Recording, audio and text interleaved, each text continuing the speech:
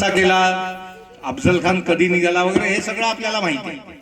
पण त्याबरोबर शिवाजी महाराजांनी जी दोन माणसं आपल्या बरोबर घेतली होती, एक होता जीवा महाला आणि एक होता संभाजी कावजी मल्हार. अशी दोन माणसं शिवाजी महाराजांनी आपल्या बरोबर घेतली होती. शिवाजी महाराजांनी जेव्हा अफजल खानाला मारलं तेव्हा त्याचं जे सैन्य आलेलं होतं ते प्रतापगडाच्या पायथ्याशी एक गाव आहे पार नावाचं, त्या गावाशी सगळं त्याचं सैन्य उतरलेलं होतं. आणि अफजल खानाचा वध झाल्यावरती तोफेचा बार झाला आणि मराठा सैन्य हे त्या अफजल खानाच्या सैन्यावर तुटून पडलं.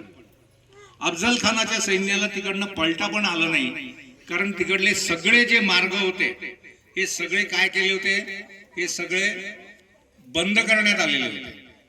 मग ते कसे बंद केले होते, तर झाडं पाडून बंद केले होते. आवाज येतोय मागे? ते सगळे झाडं पाडून केलेले होते.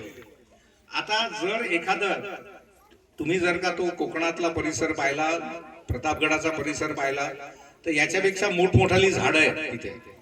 मग ही एवढी झाडं